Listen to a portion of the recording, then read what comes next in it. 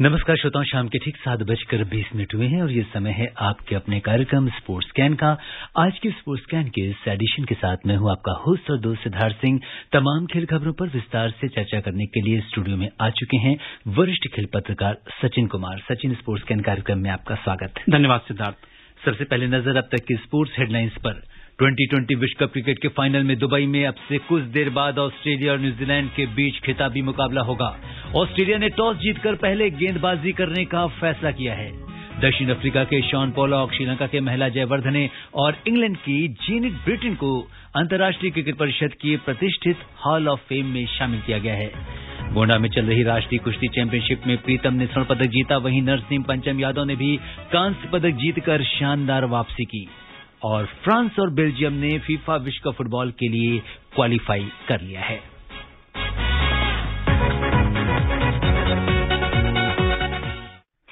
और सबसे पहले 2020 विश्व कप की बात, जिसका महामुकाबला अब से कुछ देर बाद होने वाला है। फाइनल में दुबई में आज ऑस्ट्रेलिया और न्यूजीलैंड के बीच खिताबी मुकाबला होने वाला है और ऑस्ट्रेलिया ने टॉस जीतकर पहले गेंदबाजी करने का फैसला किया है। और अपने श्रोताओं को बता दें कि इस मैच का आंखों देखा हाल आकाशवाणी के FM रेनबो और अतिरिक्त मीटरों पर प्रसारित किया जा रहा है। ऑस्ट्रेलिया ने एक दिवसीय क्रिकेट में रिकॉर्ड 5 बार विश्व खिताब जीता है, लेकिन अभी तक उसे 2020 विश्व कप में खिताबी सफलता नहीं मिली है। वहीं वर्तमान टेस्ट चैंपियन न्यूजीलैंड पहली बार 2020 विश्व कप का फाइनल खेल रही है। क्या कुछ होने वाला है आज के खिताबी मुकाबले में, बता रही स्पोर्ट्स डेस्क से हमारे सहयोगी दिव्या तोमर।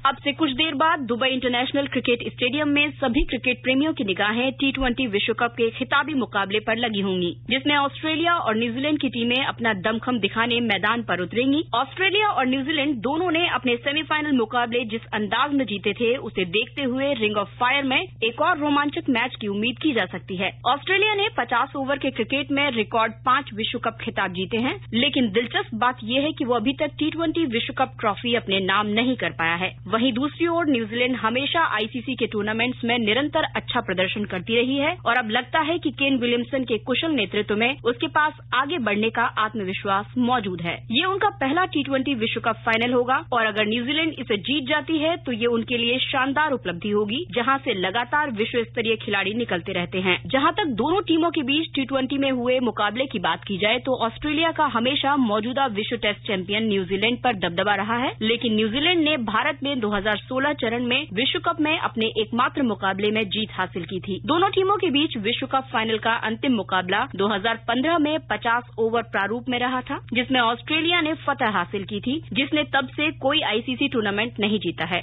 ग्रुप चरण में न्यूजीलैंड सर्वश्रेष्ठ गेंदबाजी करने वाली टीम रही है। मार्टिन गप्टिल का ऑस्ट्रेलिया के खिलाफ T20 में रिकॉर्ड काफी अच्छा है और उनके सलामी जोड़ीदार डेरिल मिशेल भी अपने करियर की सर्वश्रेष्ठ पारी खेलने के बाद फाइनल में खेलेंगे। कप्तान केन विलियमसन से हालांकि बड़ी पारी का इंतजार है और आज उनसे इस मौके पर अच्छा करने की उम्मीद है। जिमी नीशम ने इंग्लैंड के खिलाफ मध्यक्रम में अपनी अहमियत साबित की, लेकिन न्यूजीलैंड को डेविन कॉनवे की सेवाओं की कमी खलेगी, जो सेमीफाइनल में आउट होने की निराशा में बल्ला पटकने के कारण हाथ चोटिल करा बैठे, जिससे उनकी जगह टिम सीफर्ड खेलेंगे। टिम साउदी और ट्रेंट बोल्ट की अनुभवी तेज गेंदबाजी जोड़ी से ऑस्ट्रेलियाई सलामी बल्लेबाज आरोन फिंच और डेविड वार्नर पर पावर प्ले में लगाम कसने की कोशिश करेगी। पिछली 2 पारियों में वार्नर ने दिखा दिया कि फॉर्म अस्थायी होती है और क्लास स्थायी। पूरी उम्मीद है कि वो फाइनल में अपने बल्ले से धमाल दिखाएंगे। वहीं ग्लेन मैक्सवेल और स्टीव स्मिथ से बेहतर प्रदर्शन की उम्मीद होगी, जो अभी तक टूर्नामेंट में बड़ा प्रभाव नहीं छोड़ पाए हैं। मार्कस स्टोइनिस और मैथ्यू वेड ने पाकिस्तान के खिलाफ लक्ष्य का पीछा करते हुए शानदार जीत दिलाई, जिससे लगता है कि ऑस्ट्रेलिया टीम बेहतर नतीजे के लिए पूरी तरह तैयार दिखती है। लेग स्पिनर एडम जाम्पा ने टूर्नामेंट में 1091 के औसत से 12 विकेट चटकाए हैं। उनसे फिर से मध्य के ओवरों में शानदार प्रदर्शन की उम्मीद होगी, जबकि मैक्सवेल भी अपनी ऑफ स्पिन से मदद कर सकते हैं। मिशेल स्टॉक, पैट कमिंस और जोश हेजलवुड की तेज गेंदबाज तिकड़ी न्यूजीलैंड के खिलाफ अपना पहला T20 मैच खेलेगी। देखना दिलचस्प होगा कि आज कौन सी टीम विश्व चैंपियन का परचम लहराती है। Divya Tomar, sports scan.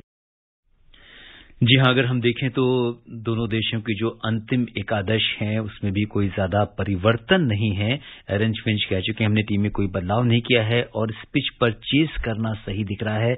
वहीं चोटिल कॉनवे की जगह साइफर्ड खेल रहे हैं आज और केन विलियमसन ने भी कहा कि अगर हम टॉस जीतते तो पहले हम भी गेंदबाजी ही करते। निश्चित तौर पर सिद्धार्थ, क्योंकि वहाँ की पिच का मिजाज ही कुछ ऐसा है, हम सभी जान रहे हैं, और अब तक तो पूरी कहानी साफ हो चुकी है पिच को लेके। और पिच के बारे में भी कहा जा रहा है कि सूखी पिच है। जी बिल्कुल, बाद में कब बल्लेबाजी करो और जीतो, ये इस पिच का जो है सीधा एक मामला है। पिछले 12 मुकाबले में 11 बार ही ऐसा हुआ है। तो निश्चित तौर पे जो आंकड़े जो बता रहे हैं इस पिच को लेके, तो वो यही है कि भैया बाद में खेलोगे तो जीत तुम्हारी जो है निश्चित है जी। तो और बहुत रोमांचक मुझे लगता है मुकाबला होना चाहिए। दोनों ही टीमें जिस दौर से निकली हैं, शुरुआत निश्चित तौर पे अच्छी नहीं हुई थी, ना ही इनको कोई दावेदार मान रहा था, लेकिन जिस तरीके से निकल के आई हैं फाइनल तक, उससे बहुत ही बढ़िया मुकाबले की मुझे लगता है सिद्धार्थ एक उम्मीद है लोगों को, और एक नया चैंपियन हमें आज मिलेगा, ये सबसे महत्वपूर्ण बात है। और अगर हम कॉनवे की बात करें, इस बार खेल नहीं रहे, उनकी जगह साइफर्ट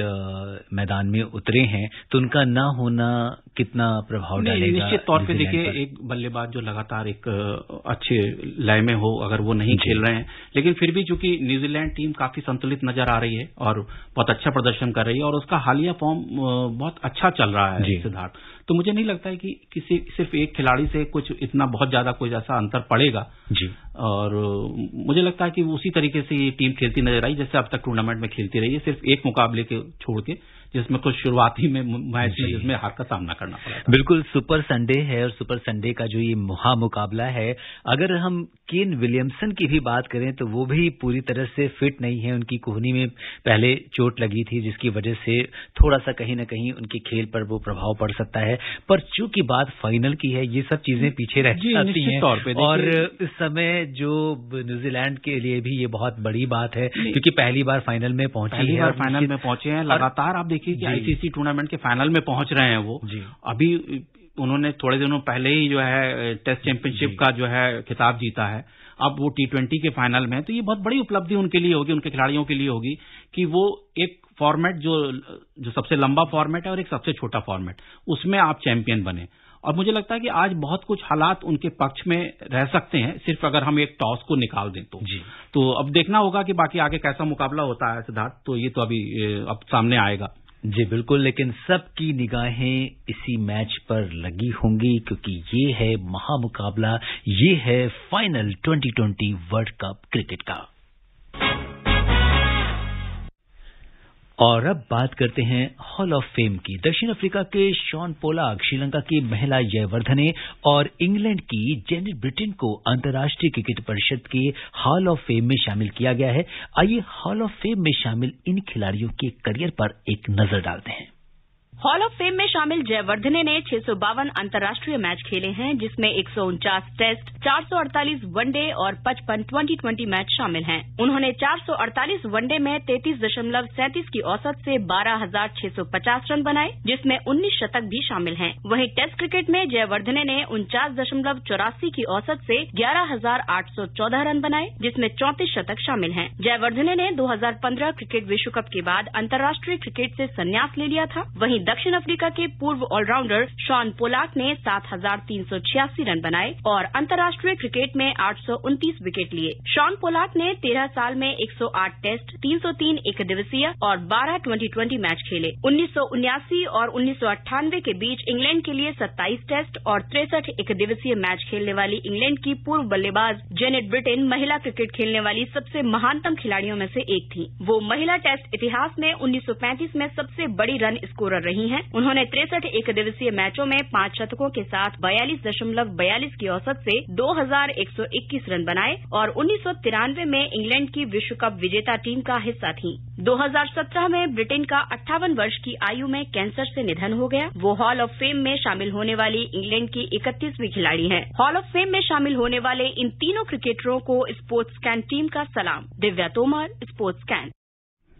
जी हाँ, हॉल ऑफ फेम, सबसे पहले सचिन आपसे जानना चाहेंगे कि किसी भी खिलाड़ी के लिए जब आपका नाम आता है, आप उसके लिए नॉमिनेट होते हो हॉल ऑफ फेम के लिए, कितनी बड़ी उपलब्धि होती है किसी खिलाड़ी के जीवन में? सिद्धार्थ, निश्चित तौर पे बहुत बड़ी उपलब्धि है। किसी खिलाड़ी की उपलब्धियों को एक तरीके से आप एक पहचान दे रहे हैं, आप उसको एक सम्मान दे रहे हैं।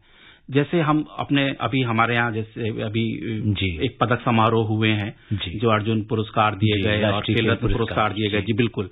तो ये उसी की मानदंड आप समझ सकते हैं कि आईसीसी एक तरीके से अपने खिलाड़ियों को सम्मानित करती है, उनकी उपलब्धियों को एक सम्मान देती है, पहचान देती है। क्योंकि आप देखिए कि जो भी खिलाड़ी हैं, जो अभी इन्होंने बताया स्पोर्ट्स स्कैन के हमारे साथी ने, कि कितने बड़े खिलाड़ी, इनकी उपलब्धियां आप देखिए। शान पोलाक एक साउथ अफ्रीकन टीम का जो वो अच्छा दौर था, उसमें वो बहुत महत्वपूर्ण खिलाड़ी थे। महिला जयवर्धने वर्ल्ड कप फाइनल तक ले गए अपनी टीम को अपनी कप्तानी में। उसके बाद टेस्ट और वनडे में उनके जो रन है वो सारे चीजें बयान कर रहे हैं। जो महिला खिलाड़ी की बात हम लोग कर रहे हैं, कितनी बड़ी खिलाड़ी थी वो। 19 साल तक अपने देश का प्रतिनिधित्व करना किसी भी खेल में बड़ी बात होती है। तो ये उन्हीं आपके किए हुए जो भी वो एरा था, अगर हम देखें तो मतलब 30 और 40 के दशक की अगर हम बात करें कि इतने पुराने एरा में मतलब उस समय ये सब कर पाना, ये अपने आप में एक बहुत बड़ी उपलब्धि थी महिला क्रिकेट में। जी बिल्कुल बिल्कुल बिल्कुल।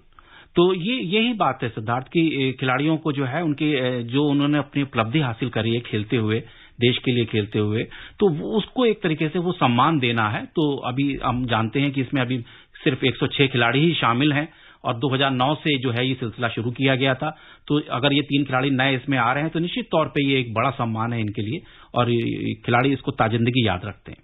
बिल्कुल। और इस समय अगर हम वर्ल्ड कप फाइनल की बात करें तो मैच शुरू हो चुका है। मार्टिन गप्टिल और डेरिन मिचेल जो है ये क्रीज पर हैं और मिचेल स्टार्क जो है वो गेंदबाजी कर रहे हैं। और काफी चूंकि अभी जस्ट शुरुआत है तो जैसे जैसे मैच बढ़ेगा हम अपने बिजनेस को अपडेट करते रहेंगे, क्योंकि बहुत सारे लोग इस समय, और सबसे बड़ी बात यह है कि सचिन इस मैच का आंखों देखा हाल आप आकाशवाणी पर सुन सकते हैं, FM रेनबो हमारे सहयोगी चैनल पे, तो आप उसे भी ट्यून इन कर सकते हैं। स्पोर्ट्स स्कैन में भी हम आपको स्कोर बताते रहेंगे। और अब बात करते हैं कुश्ती की। गोंडा में चल रही राष्ट्रीय कुश्ती चैंपियनशिप में प्रीतम ने स्वर्ण पदक जीता, वहीं नरसिंह पंचम यादव ने भी कांस्य पदक जीतकर शानदार वापसी की है। क्या कुछ रहा राष्ट्रीय कुश्ती चैंपियनशिप में, बता रहे हैं हमारे स्पोर्ट्स डेस्क से हमारे सहयोगी विशाल शर्मा। रेलवे के प्रीतम ने गोंडा में चल रही राष्ट्रीय कुश्ती चैंपियनशिप के फाइनल में जूनियर पहलवान यश को हराकर 74 किलोग्राम वर्ग में चैंपियन बनकर सभी को चौंका दिया। दूसरी ओर नरसिंह पंचम यादव ने भी कांस्य पदक जीतकर मजबूत वापसी का संकेत दिया। 25 वर्षीय प्रीतम ने हालांकि शुरुआती चरण के 2 मुकाबलों में अपने प्रतिद्वंदी को पटखनी देकर जीत दर्ज की और 2 मुकाबलों को उन्होंने तकनीकी श्रेष्ठता से अपने नाम किया। हाल में जूनियर विश्व चैंपियनशिप में कांस्य पदक जीतकर सीनियर कुश्ती में आने वाले यश के खिलाफ प्रीतम ने फाइनल में भी एक भी अंक नहीं गंवाया और 11-0 से शानदार जीत दर्ज की। नरसिंह ने 4 साल के डोपिंग प्रतिबंध को पूरा करने के बाद हाल ही में वापसी की है। 79 किलोग्राम का फाइनल जूनियर विश्व चैंपियनशिप के कांस्य पदक विजेता गौरव बालियान ने जितेंद्र को 5-3 से हराकर जीता। 52 किलोग्राम वर्ग में विक्की और 125 किलोग्राम वर्ग में शिवराज ने स्वर्ण जीता। सेना ने फ्री स्टाइल टीम में खिताब जीता, जबकि रेलवे उप विजेता और हरियाणा तीसरे स्थान पर रहा। Vishal Sharma, sports scan.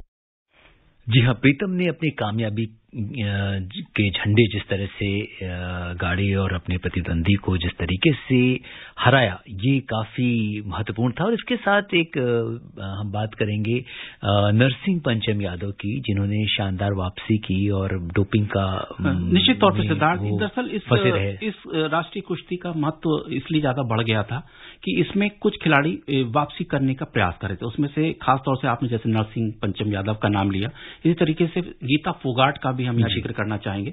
उनके लिए भी 4 साल बाद ये एक ऐसी प्रतियोगिता थी जिससे वो वापसी करना चाह रही हैं। तो उनका प्रदर्शन उतना अच्छा नहीं रहा, लेकिन फिर भी उन्होंने पदक जीतने में उनको कामयाबी मिली, स्वर्ण तो नहीं जीत पाई। और संगीता फोगाट उनकी बहन, वो भी आई थी इस चैंपियनशिप में और शादी के बाद उन्होंने मशहूर पहलवान बजरंग पूनिया से शादी कर ली।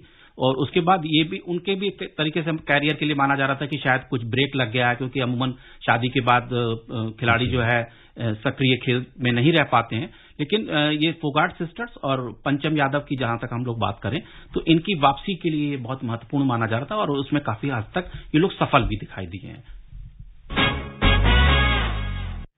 और अब बात करते हैं फुटबॉल की। कैलियन एम्बापे के 4 गोल की मदद से वर्तमान चैंपियन फ्रांस ने कजाकिस्तान को एक बहुत बड़े अंतर यानी 8-0 से हराकर अगले साल होने वाले फुटबॉल विश्व कप के लिए क्वालिफाई कर लिया है। बेल्जियम ने एस्टोनिया को अपनी सरजमी पर 3-1 से हराया और साथ ही विश्व कप में अपनी जगह पक्की की।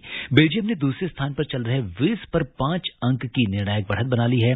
वेल्स ने कार्डिफ में बेलारूस को 5-1 से हराया। वेल्स की टीम ने तीसरे स्थान पर मौजूद चेक गणराज्य पर 3 अंक की बढ़त बना रखी है। दूसरे स्थान पर रहने वाली टीम को प्लेऑफ में खेलने का मौका मिलेगा। पिछले विश्व कप में जगह बनाने में नाकाम रही नीदरलैंड्स की टीम मेम्फिस डेपाय के 2 गोल की बदौलत मोंटेनेग्रो पर 2-0 की बढ़त के साथ विश्व कप में जगह बनाने के करीब थी, लेकिन अंतिम 8 मिनट में विरोधी टीम ने 2 गोल कर मुकाबला 2-2 से बराबर कर दिया। इससे तुर्की और नॉर्वे को शीर्ष पर जगह बनाने का मौका मिलेगा, जबकि सिर्फ 1 मैच बचा है। तो अगर हम देखें तो जिस तरीके से अपनी जगह फ्रांस ने एक बड़े अंतर से 8-0 से हराया है, जी बिल्कुल, क्या कहेंगे इस जीत पर? नहीं, निश्चित तौर पे सिद्धार्थ, देखिए ये विश्व कप के क्वालिफायर्स हैं और विश्व कप महत्वपूर्ण टूर्नामेंट है, हम सब जानते हैं। फुटबॉल के लिए वो महाकुंभ है और यूरोप में मुकाबले बहुत कठिन होते हैं सिद्धार्थ। और यूरोप की सारी टीमों को 10 ग्रुपों में बांटा गया है, जिसमें से सिर्फ अभी तक 4 ही टीमें निकल पाई हैं। जी, स्पष्ट रूप से जो सामने हैं उसमें फ्रांस, जर्मनी, बेल्जियम और डेनमार्क हैं जो अपने ग्रुप में शीर्ष पे रहे हैं। इसमें पहली शर्त यह कि जो टीम निकलेगी वो अपने ग्रुप में उसको शीर्ष पे रहना जरूरी है। अभी आप सोचिए कि इंग्लैंड भी अभी क्वालिफाई पूरी तरीके से नहीं कर पाया, जबकि उसने भी अल्बानिया को क्वालिफायर मैच में 5-0 से हराया, जिसमें हैरी केन ने हैट्रिक लगाई है।